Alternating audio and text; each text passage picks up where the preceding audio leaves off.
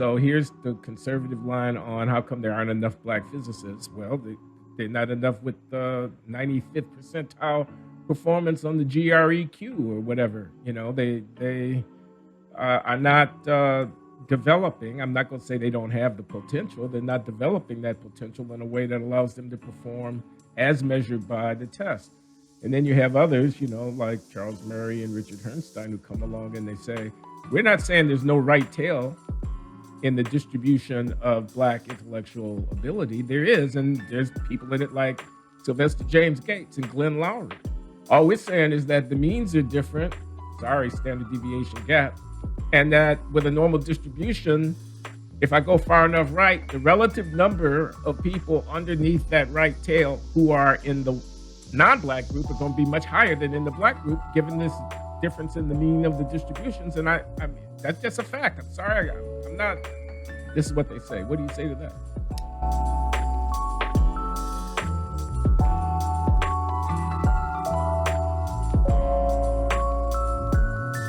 Hi, it's Glenn Loury. This is The Glenn Show.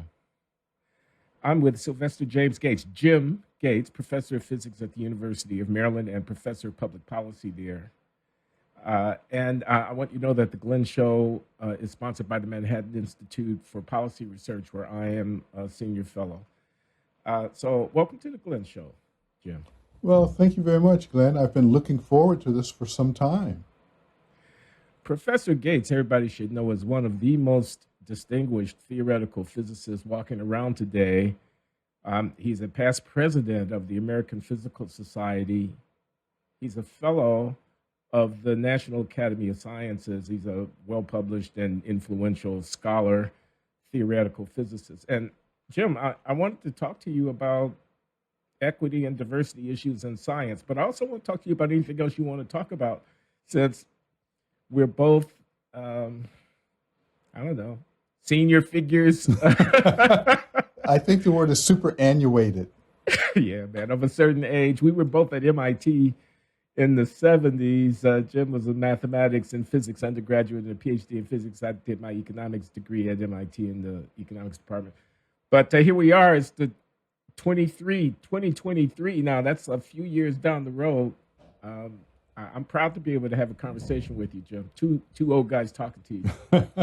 Well, what is it? 60 years or so almost have passed. And, it seems like a long time, but it really goes really quickly. Tell me about it. I know. And we're both black. Do you think that's significant? Wait a minute. Are you serious? Yeah. Well, I think it's very relevant to the conversation that we're going to have because, a lot of people talk about this in the abstract, whereas for us, this is, lived experience and grounded in evidence and decades of observations. So I'm very happy to have this conversation. You talk about proud. I'm proud just for you to allow a mutt like me on your show. Oh, I don't know about all of that. Supersymmetry. This is, I try to understand these ideas that you work on, man. It's just maybe just one step over the horizon for me. I'm not sure I can. Well, if you want to start with my science, I'm always happy, of course, to do that. So the idea basically is if you look at nature, broadly speaking, there are two kinds of things when you think about objects that are smaller than atoms.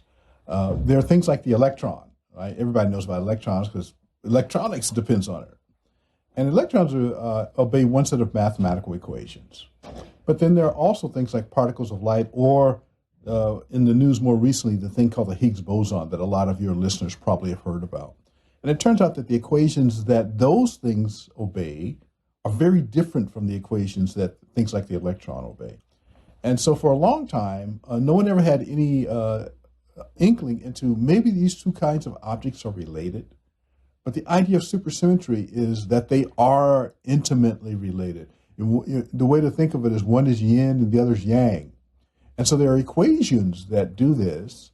They were first thought of in the late 60s and early 70s. And interestingly enough, some of the contributions to this thinking was in Ukraine at the Kharkiv Institute for Theoretical Physics. And I was, as you mentioned, you and I were both at MIT, and for me starting in 1969, and I don't know when I think you might have been a few years ahead of me. I came to a PhD program in 1972, and I think you finished your BA in 1973. So, right, I was ahead of you chronologically, but you were at MIT before I was. Yes. Okay. So back in those days, no one in the United States knew anything about this kind of mathematics. And so, as you mentioned, I got my bachelor's degrees in 1973 after 4 years. I couldn't make up my mind, so I took 2 bachelor's degrees, one in math and one in physics. And it's literally true that that's an accident. That's a whole nother story. So in 73, I started graduate school, and I'm trying to figure out how I can position myself so that I can have a career that lasts my entire lifetime. Now, I've been interested in science starting at 4 years old. And so, unlike a lot of people, I always knew what I wanted to do. I didn't know if the world would let me do it, particularly because I'm an African American. My parents actually had trouble finding a hospital for me to be born in Tampa, Florida in 1950. And so, these kinds of challenges that have always been present in the lives of African Americans are very much part of my story. It's nothing unusual. But when I got to MIT and was trying to figure out how to become a scientist, which had been this dream for over a decade, as a graduate student, I said, I need to do something where I can leave my name, at least in the physics literature. Even if it doesn't get known anywhere else, I can do something no one has done before me. And so around 1975, I looked at all of the available literature on the study of things smaller than atoms. And in that effort, I found these papers that were talking about this thing called supersymmetry. And it had a form of mathematics that no one else at MIT knew anything about. So I taught myself this stuff and began to find things that, since it was a new subject, began to find things no one else in the world had ever known beforehand. And so by 1977, I wrote the first thesis at MIT on this subject. There may have been others in the world, but there's no world global data bank that tracks this kind of stuff. And I had succeeded in getting to the front of a field and essentially becoming one of the founders of a field, which was quite exciting. I got to ask you, I don't want you to get too technical because nobody will understand it, but I was a math undergraduate major myself, and I think some of the audience of the Glenn shows, are relatively sophisticated people. Could you explain in layman's terms? Okay, so the equations governing the electron and the equations governing the Higgs boson are apparently different, but at a deeper mathematical level, not really different. Can you explain that point? Let me think for a second. So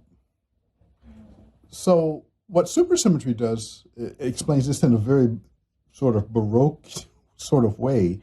What it basically says is that when you think that you know the whole story, you only know half of the story. And what do I mean by that? Well, when I say you think you know the story, as you know, Glenn, because I'm well aware that you had a mathematical background. As you know, the way that physicists think is in terms of equations. And so it starts with Newton and Newton's law, which people learn in high school. But then when you get to graduate school, you find out, well, there's this thing called Maxwell's equations. It describes how electricity and magnetism works. That's a different set of equations. And then if you stay as a physicist, you learn about the Schrodinger equation. And the Schrodinger equation is the basis of quantum theory. Quantum theory and quantum information, these are all the rave in the news these days. Everyone, quantum computing, right? But the basis of those things started in the 1930s with equations. So you start with these two groups of equations to describe these things in the world.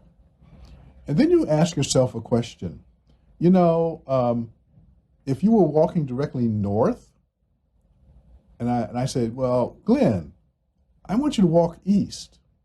Well, the way that you would do that It's by simply turning, right? You 90 turn degrees. by 90 degrees. And so the idea of supersymmetry is that if you look at these equations, there are ways of turning one equations into the other. And that's the basis of supersymmetry in non-technical terms. Oh, that's deep. That's pretty good. And you say the math was new. I mean, new math at MIT? Yeah. One of the strange things about mathematics, I often try to impress upon audiences of young people. I ask them the following question. I say, next week, will there be more music than there is this week? And the answer is obviously yes, because people are constantly writing music, dreaming of new songs. And then I say, next week, will there be more mathematics than there is this week? And this puzzles people. But the answer is also yes. And for the same reasons, it turns out. Stop and think about how music gets created. You know, there are some songs that we all have heard in our childhood or when we're young. And if you're a creative person, you say, I want to do something like that. But you don't want to repeat what other people have done before. You want to put sort of your stuff into it. You want to, have it with your flavor, as some people might say. And so the same exact process occurs in mathematics, it turns out. That if you think of the equations that, we all learn in school as scores of pieces of music or like scores of pieces of music, we know that with musical scores, there's the idea of taking a variation. So you take the work of some pre-existing composer and you change some notes in some way. You can always, it turns out, do that with mathematics if you have learned it at high enough a level. Okay. There's always something new in mathematics. There's always something new in mathematics, just like there's always new music. Okay, diversity in the sciences. Okay, so you're an old head. You've experienced, racism or whatever. I don't want to put words in your mouth, but I'm interested in your assessment of the contemporary lay of the land, since we do live in the post-racial reckoning era. We live in the era of activism and, and counter activism, Glenn. Let's lay it on the table. There's activism and there's counter or anti-activism, however you want to phrase it. So they say reaction. Excuse me for interrupting. I think that's the word, reaction. Action and reaction, according to Sir Isaac Newton. See, I could tell you were mathematically trained. That's a joke for those listeners who don't get it. Glenn just pulled a joke. Funny, y'all. So, so let me just talk about the first thing. Is there racism in science? The answer, I like to say to people who ask me that question, is the sun going to come up tomorrow? Well, the answer is yes, the sun is going to come up. And it's not something that, that people are comfortable talking about. People always want to, when something's unpleasant, they don't want to be offensive. And because when you offend someone, they close their ears and then there's no communication going back and forth, right? So let me just give you some examples. I, as you know, Glenn, am what you mentioned. I was the president of the American Physical Society in 2021. But back in the 1990s, I was the president of the National Society of Black Physicists. So in fact, I'm the only living person I know who's been the president of both of these organizations. So how did the National Society of Black Physicists come about? Well, there was a physicist named William Shockley, whose name I'm sure you recognize. Oh, yeah. Stanford Nobel laureate. And he joined with someone in the social sciences, and they came up with this statement that African Americans are not capable of mentally processing the kinds of things that go on at the very boundaries of science. And in fact, Shockley was quite explicit in this. You're going to say something. No, I was just saying, wow. I mean, think about that for a minute. Think about that claim. African Americans are intrinsically incapable of moving to the frontier of the human knowledge about the cosmos. I mean, that's a terrifying thing to have come out of the mouth of a Nobel laureate. And he laid it out for anyone who wishes to go back and see. He was not shy about telling that story. So when that occurred, by the way, he was a member of the American Physical Society. There were a few African Americans who were a member of the organization, and they went to the leadership and they said, this is below the values of this organization, and the leadership ought to release some sort of statement. Nothing was forthcoming. And so this small group of African American physicists said, it's clear we must set up an organization not to exclude other people, not to exclude other races, but that would advocate for African Americans moving to this frontier that Shockley says we are totally incapable of reaching. And that was the birth of the National Society of Black Physicists. So it's always been open to people of all races. It's never been exclusionary. And it states in its mission that it exists to promote the welfare of people of the African diaspora in the discipline of physics. It's just that simple. But do you think so Shockley was Shockley. He was an individual person who had the views that he had, just like Watson had the views that he had and whatever. Of course. Do you think there's something systematic or systemic affecting the discipline of physics, which was reflected in the fact of Shockley, in the case at hand, saying what he said? Well, my answer is no. But this is not universally agreed upon, even by people of the African diaspora. There are people who will tell you, people of color, that science and in physics is embedded in the way that Europeans think and the kind of viewpoints that they have, that the science is fatally flawed because it's embedded in that. And so what I'd like to point out is several things. Yes, it is true that physics in particular is a construction of European males. It starts with Sir Isaac Newton, and it blossoms throughout the last several centuries and is the basis of bountiful living as humans today. That's a fact. However, when you look at physics, it's also a body of thought and observations and knowledge. And in that body of knowledge, as far as I have experienced over the last 50 years, I do not see how racism is embedded in the body of this work. Now, a lot of people will disagree with me, and I'd like to say, well, let's look at basketball. Give me the names of the African-American athletes who started basketball, who invented basketball. And you're grinning because you know the answer is basketball was invented by a gentleman by the name of James Naismith, who was a European ethnic male, right? And that doesn't stop African Americans to moving to the forefront and achieving at the highest level. So why should I believe because something is invented by a particular person or group of people that prevents other groups of human beings from excelling and reaching the very outer rims of excellence in those areas? So you don't think that there, is a white or European way of thinking, a linear thinking, or not being able to see ambiguity or whatever? I mean, yeah, don't get me. I know. I'm not the one to try to explain this point of view because I don't believe in it.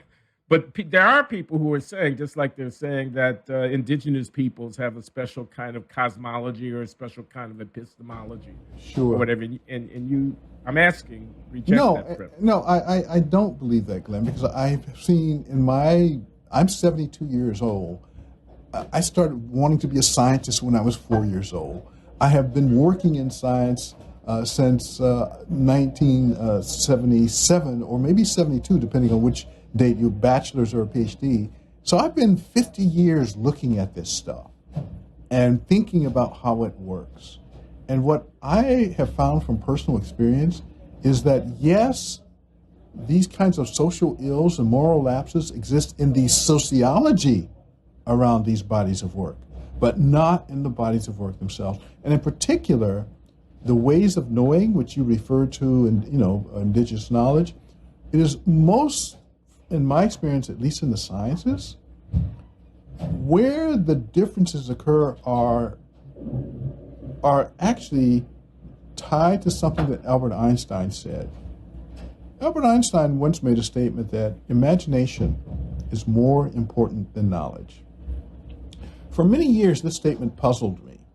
Because when I first encountered this statement, for me, imagination was what I did as a teenager, reading Marvel comic books and drawing comic book characters and reading science fiction, Isaac Asimov, Arthur C. Clarke. That was the use of the imagination as far as I was concerned as a young person. Knowledge was watching the space race to the moon. Knowledge had tangible impact on what happened away from the world of the imagination. So for Einstein to say that imagination was more important than knowledge was incomprehensible to me the first time I encountered this statement. It was at least a decade before I finally believe I got to what he was getting at, which comes back to this point about ways of thinking, and I'll tie it back to you in a moment. The statement, that sentence is often repeated, but it's part of a larger statement, and the rest of the context of the statement is almost never said. And it goes something like, and I'm not going to get it exactly, but the sentiment's the following. The reason knowledge encompasses all that we now have observed and know. But imagination encompasses all we ever will know.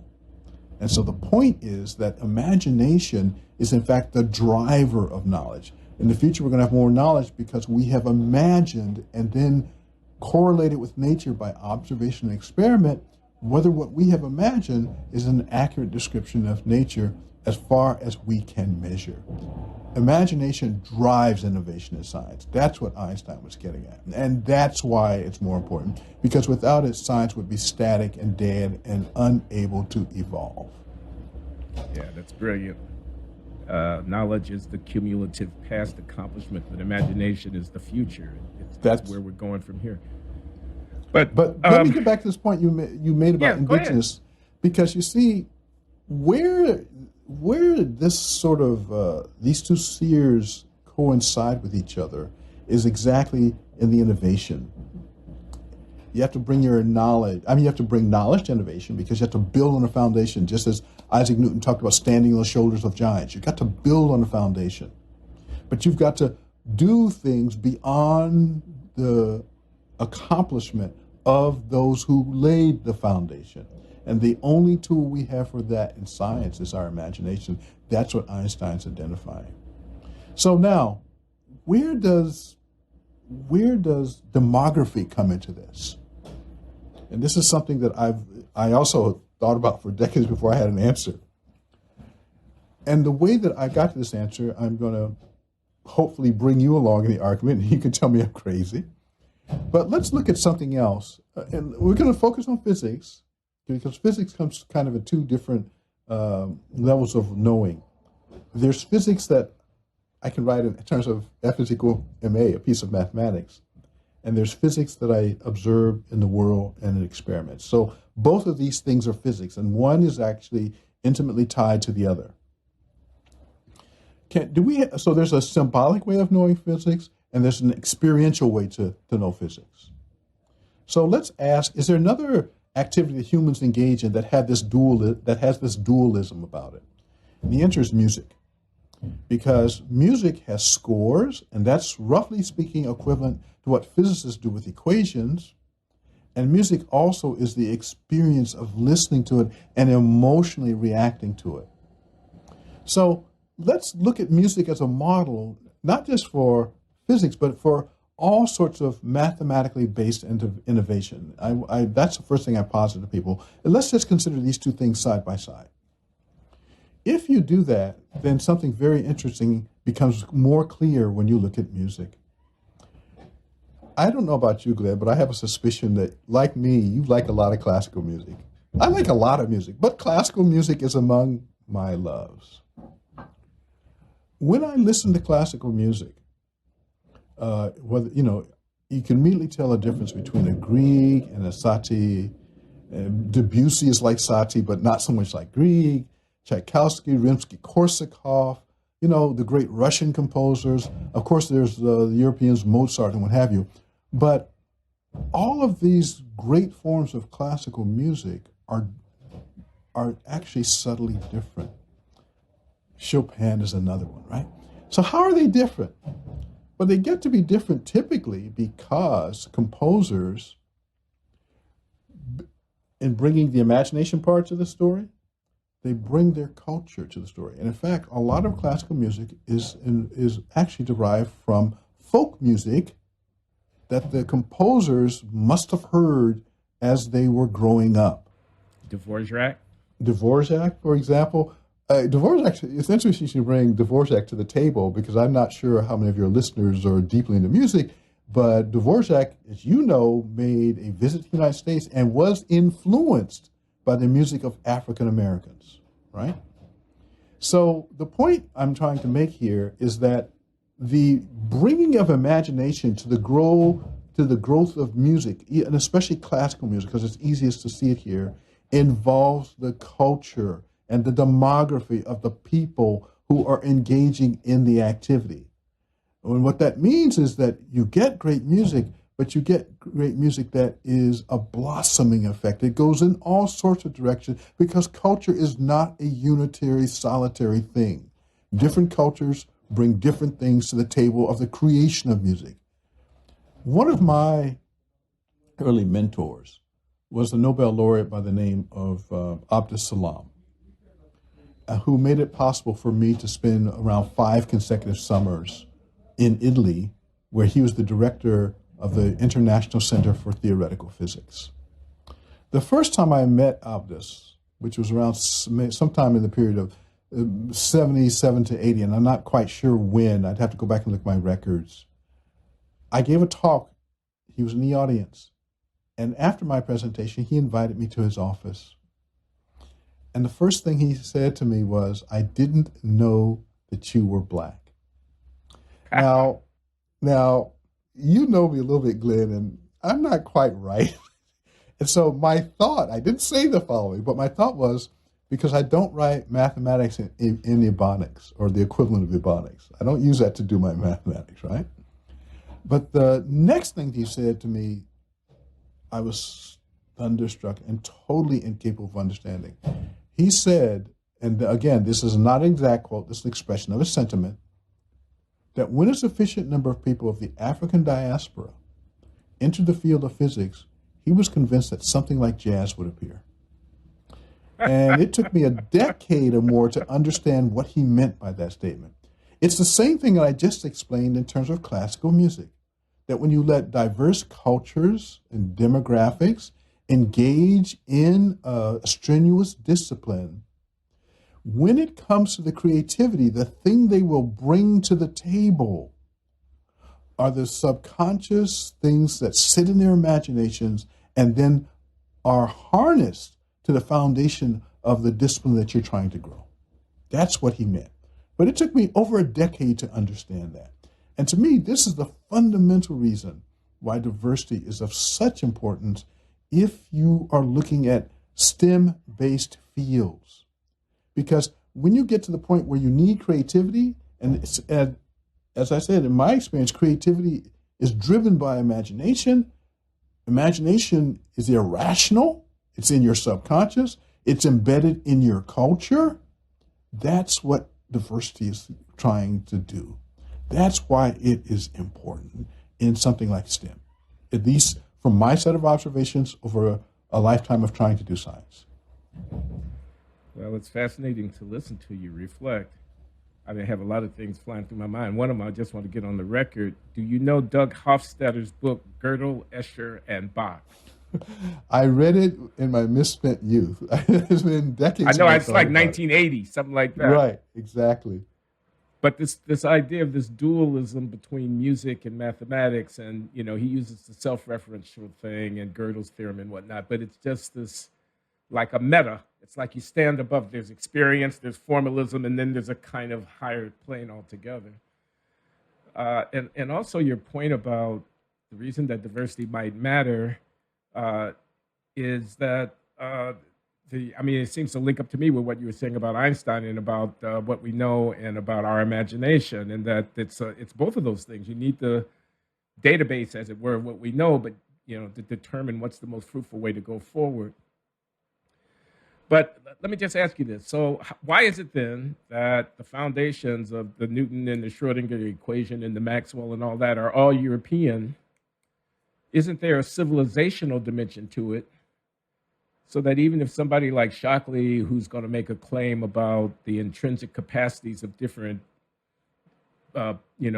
peoples, is wrong, there still might be something to say about the relative superiority of the European civilization that gave rise to these various discoveries. Now, I'm not saying that's true.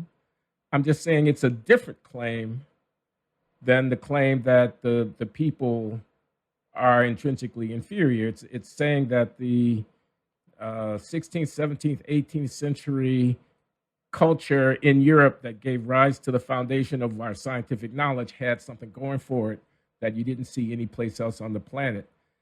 Do you agree with that? From my reading of history, Glenn, I would say that's kind of obvious. Modern science is, if you trace our modern scientific trajectory, yes. Now, what's really interesting to me, because I'm a scientist, people press me to think about these things over long time frames, is that there was a peculiar kind of Big Bang that happened. That's the only way I know how to describe it. Everyone's heard about the Big Bang, the birth of the universe, but there was apparently a Big Bang in the evolution of humanity, all right? So you get these peculiar events as we understand our history, where for almost inexplicable reasons, particular places and circumstances occur to cause what we might now describe as a quantum leap, right? I mean, it happens repeatedly as we understand our history. And for modern science, that's the place the Big Bang happened. Now, it's not that no one else did science, because you can, for example, look at the ancient, China, which is much in the discussion these days. For 5,000 years, there's been a civilization in China, and there are results, for example, in algebra, something that you will remember, there's something called Pascal's triangle. Well, that was actually known to the ancient Chinese several thousand years before Pascal was alive. And so it's not that other civilizations didn't do the parts that went into the scientific revolution. And gunpowder, as you well know, was invented in China, right? And so it's not that other civilizations didn't also have the parts and pieces, but what they didn't seem to have is the social structures that allowed the knowledge to flourish and blossom and propagate. And that to me is one of the enormous things that happened in the time of Sir Isaac Newton and the European foundations of modern science. Okay. What about the test scores? What about the gaps? What about test scores? Well, so here's the conservative line on how come there aren't enough black physicists. Well, they're not enough with the 95th percentile performance on the GREQ or whatever. They are not developing. I'm not going to say they don't have the potential. They're not developing that potential in a way that allows them to perform as measured by the test. And then you have others, like Charles Murray and Richard Herrnstein, who come along and they say, we're not saying there's no right tail in the distribution of black intellectual ability. There is, and there's people in it like Sylvester James Gates and Glenn Loury.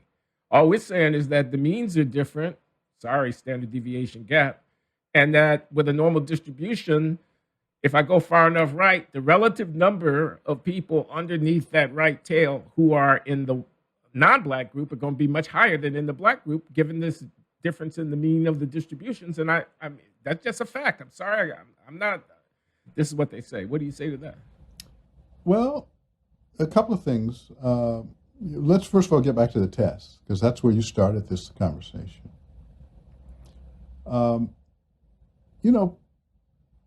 As far as I understand the history of my country, the concepts of race entered U.S.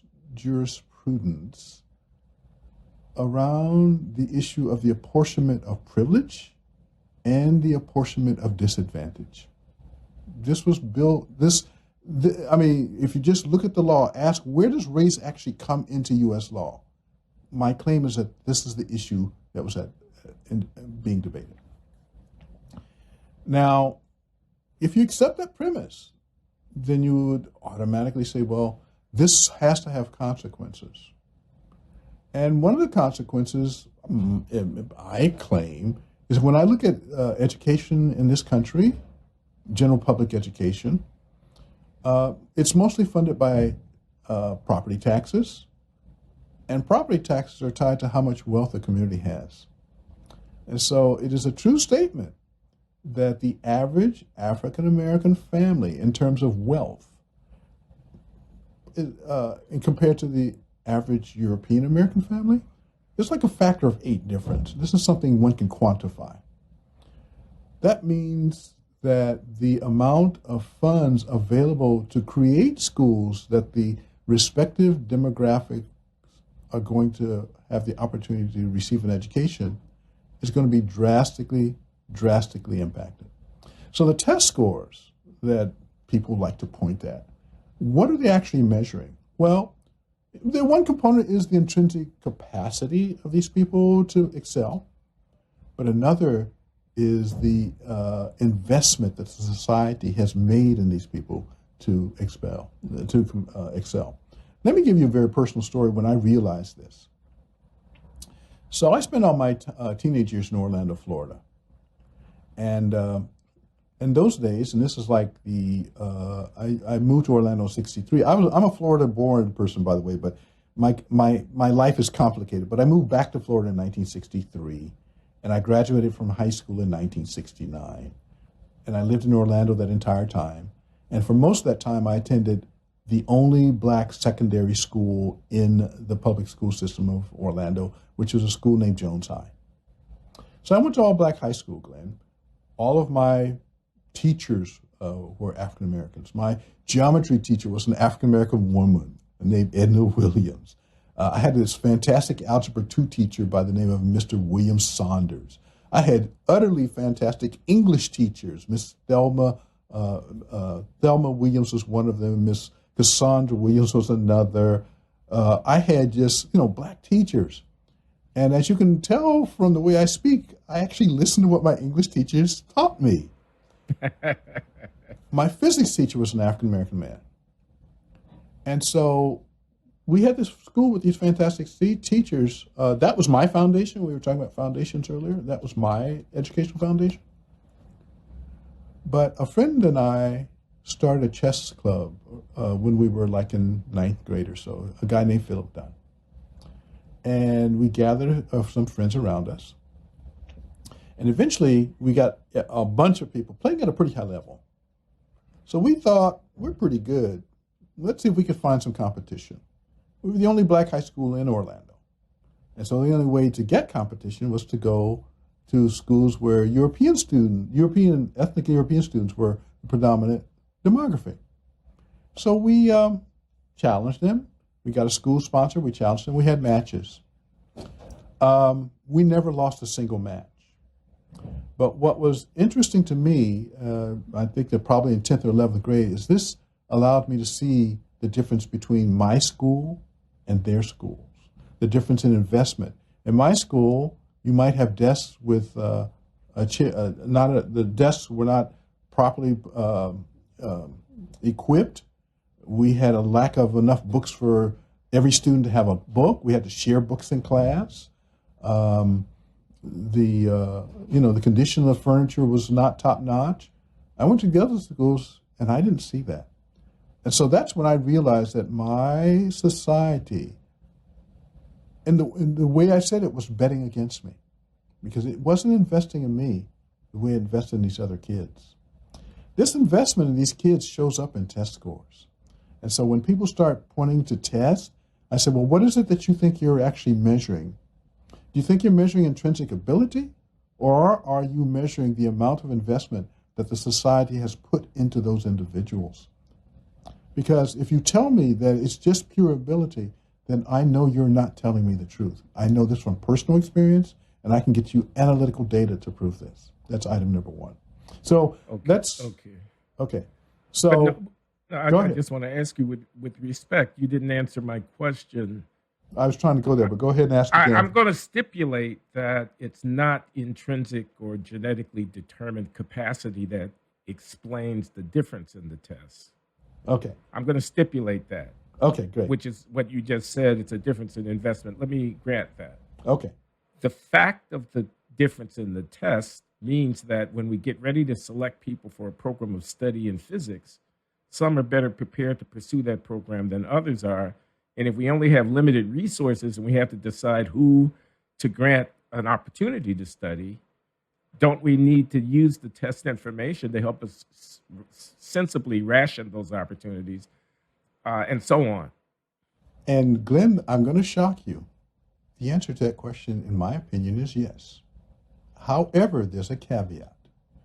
The caveat is if you recognize that your test can miss potential contributors, not just potential contributors, but contributors whose imagination might cause that kind of quantum leap, Big Bang phenomenon that we talk, that your test cannot see because of the underinvestment, then the absolute reliance on tests is actually deleterious to the progress of the field.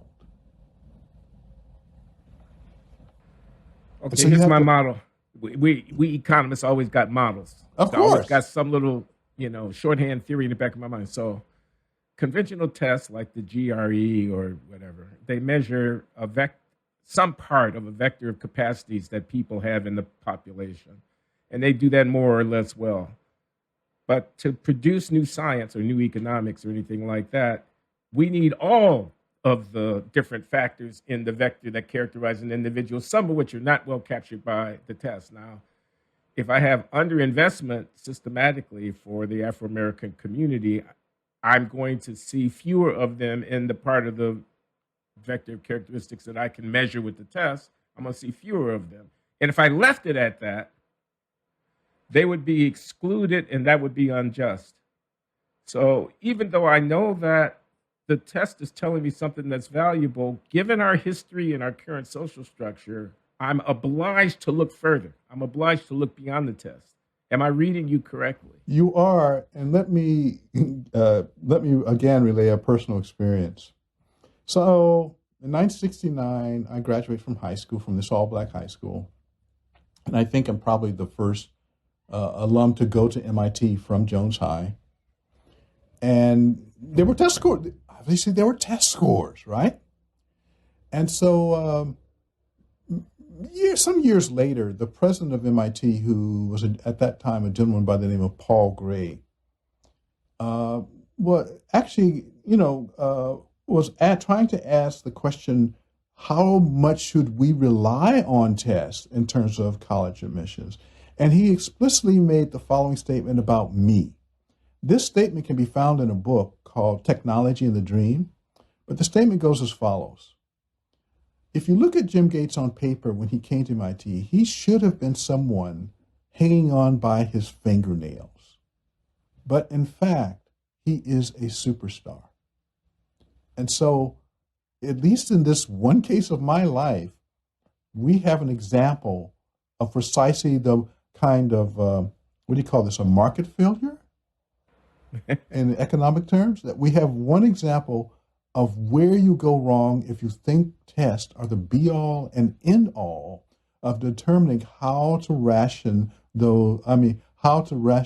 very scarce supplies. And I don't think, by the way, I don't think I'm singular. I don't think there's anything very special about me. Duly noted. I sense the possibility of a fallacy here, however. Please go right ahead. Well, it turns on not knowing what we don't know. So what I know is GREQ correlates with performance in the first year of the PhD theory sequence in my graduate school.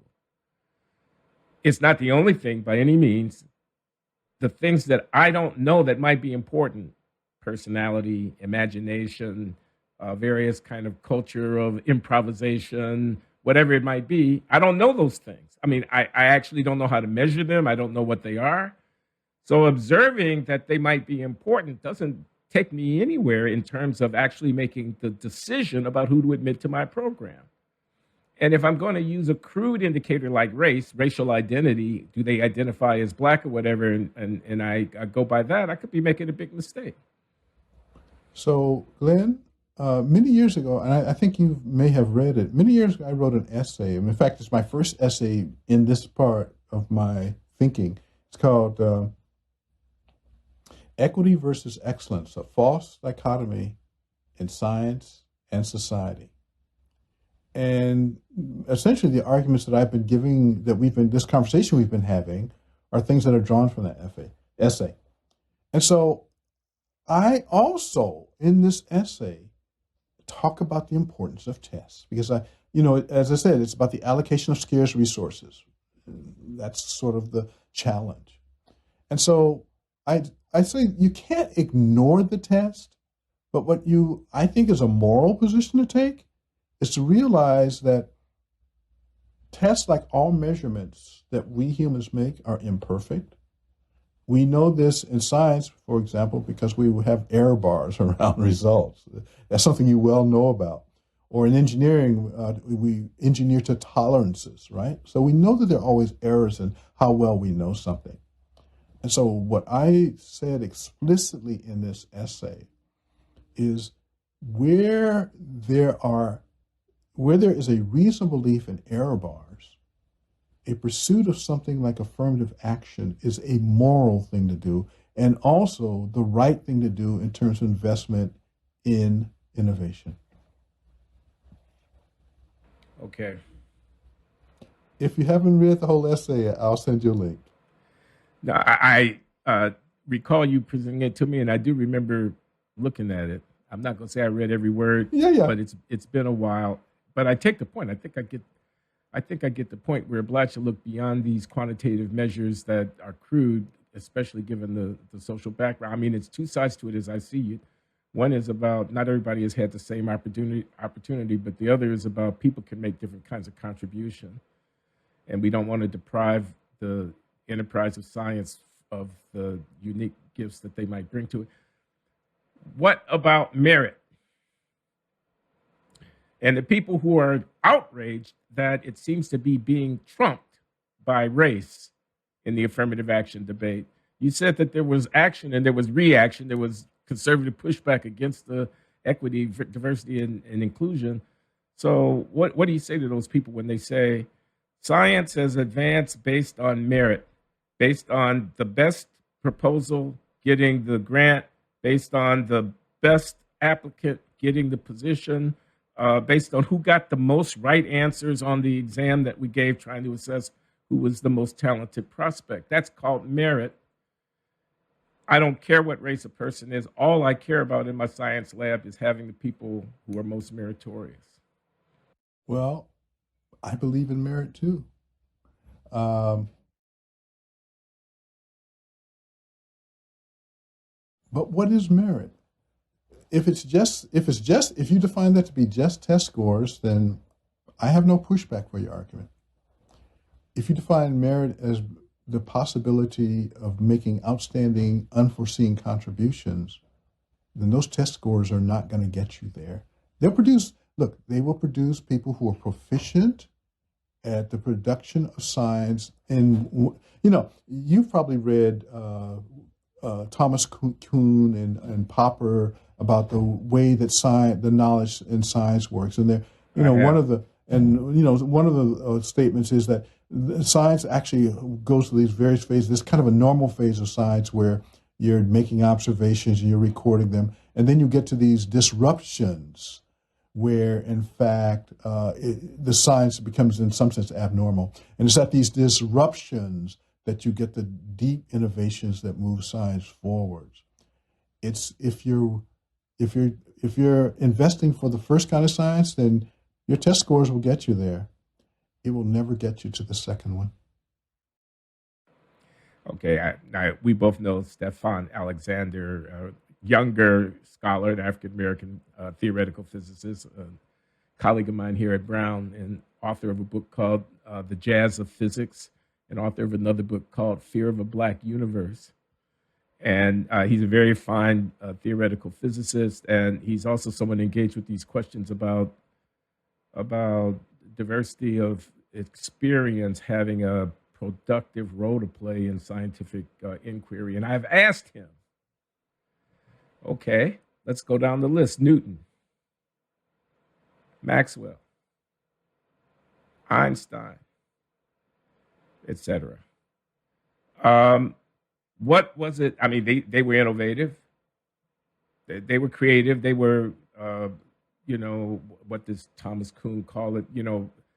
The paradigm, upsetting the paradigm. They were, anomalies that upset the paradigm.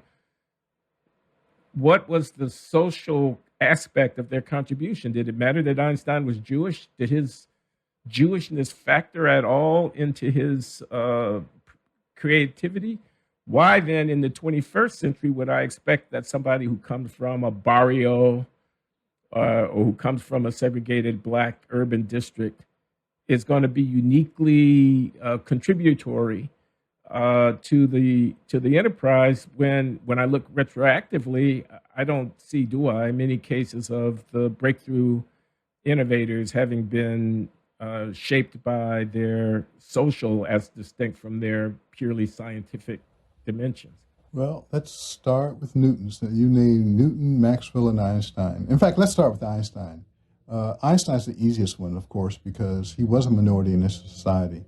And so, he had fights going home because he was Jewish and all of that stuff. So we know that he was an outsider. And by the way, it's this sort of outsider perspective, which really is the thing that we, that's what we're really trying to get at. Is okay. You want to get at this person who is the outsider, sort of. In fact, Einstein comments that the outsider often has a peculiar kind of advantage. So he was an outsider. If we go to Newton, the only thing I can say about Newton is from his later life, I get the impression that he was unconventional in his thinking. And you may discard this, but in his religious belief, he was what's called a Trinitarian. And so he did not believe in a standard picture of the Christian view of the deity, the singular deity. Maxwell, on the other hand, was completely conventional in his religious beliefs. In fact, he was kind of an ultra-Christian. Maxwell died from stomach cancer, and there's a statement about his remaining strong in his faith even in the midst of his suffering, right? So in your list, at least two of the three, there's indications that there's something extraordinarily outsider about that person. And the experience of being a minority in a majority society will certainly enkindle that. Now, will it mean that you're going to make another Einstein or a Newton or Maxwell? The answer is no. There's no way that we can say that, because that depends on, in my opinion, it depends on serendipity, whether you get that strange confluence of the foundation that's present, the outsider who can bring a very special kind of innovation, and then the knowledge that's at the point where you can see this blossoming. I've sometimes said that, to me, I often think that genius is actually not a noun but a verb. It's about a kind of action that takes place at very peculiar places. Yes, some people seem to be more able to do this, but I'm not sure that let me just say it this way. The kind of genius you see often talked about in literature or portrayed in various productions or books or what have you, that kind of genius doesn't seem to exist in my experience. But there are people who, if I think of it as a verb, I can point to you and say, aha, I can see genius here. Okay, I'm taking a lot of your time. I'm mindful of that, but I want to ask you before we go. Okay. To talk about whether there's some dimensions of the push for diversity, equity, and inclusion that give you concern.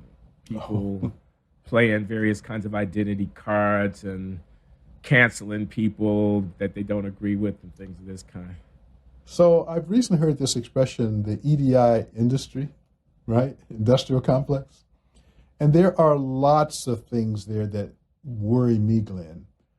So, for example, a few years ago, in the name of producing more inclusive results in mathematics, the statement was made that it's racist to have African American kids show their homework. Well, you know, if I was trying to train athletes, would you say it's racist for me to watch them run? If I'm trying to train track stars, is it racist for me to watch how they run? I don't think so. And so there are these things that have been thrown out there, like that as one example, or the belief that science is embedded in the way European thinks is another example. There's a lot of this sort of stuff out there that I find profoundly disturbing and worrisome. Because at the end of the day, even if you claim you're trying to do better, well, let me put it this way. I have a friend who's an African-American scientist, and we have for decades been discussing these kinds of issues around what's now called inclusion, diversity, and equity. And my friend has this wonderful saying. He says, would it work in an athletic department, right? Would you try some of these ideas and transfer them into a university athletic department and see what it works like? And to me, this is like a really great test of these ideas. So if you say, don't show homework, I say, okay, then I don't watch my track stars as they're running. If you say something like some of the other tropes that are out there, it's racist to demand excellence, right? That's one of the ones we've heard.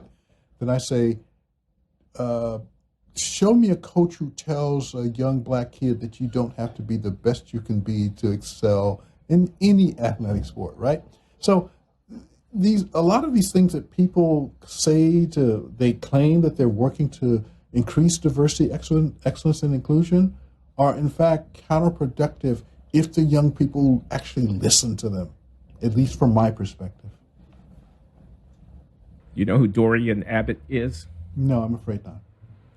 Okay, he's a planetary scientist at the University of Chicago who was invited to give a distinguished lecture at MIT. I do know. And who had published an op-ed in the Newsweek magazine attacking affirmative action as not meritorious.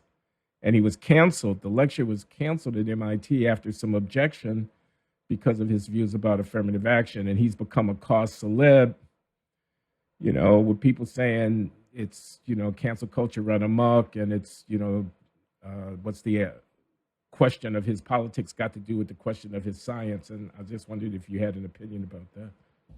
I don't believe in canceling people, Glenn. Look, many years ago, when I gave a lecture in Switzerland, at the end of the lecture, a gentleman, there's a long story about it, at the end of the lecture, an American physicist came up to me and said, I have never heard a black man speak the white man's magic so well. Well, I mean, I don't know if that's a compliment or an insult. And that's the point, which is it, right? But the reason I raise that in this context is because I am always willing to have a spirited, intellectual debate about someone who disagrees with me. And to me, this is something, for those of us who believe that we've got to change the system to make it better, we've also got to be open to the idea that other people can modify and correct our ideas. And you don't get that unless you engage. And that's, in fact, the danger of cancellation. Couldn't agree more. My guest at the Glenn Show this week has been Sylvester James Gates, Professor Jim Gates, physicist extraordinaire and professor of public policy at the University of Maryland. I thank you very much, Joe. Well, thank you for the opportunity, Glenn, and maybe you'll, if I cause enough controversy in your audience, you'll invite me to come back. You're welcome back anytime, frankly. And we'll see feel free to comment, and we'll see you next week. Thank you.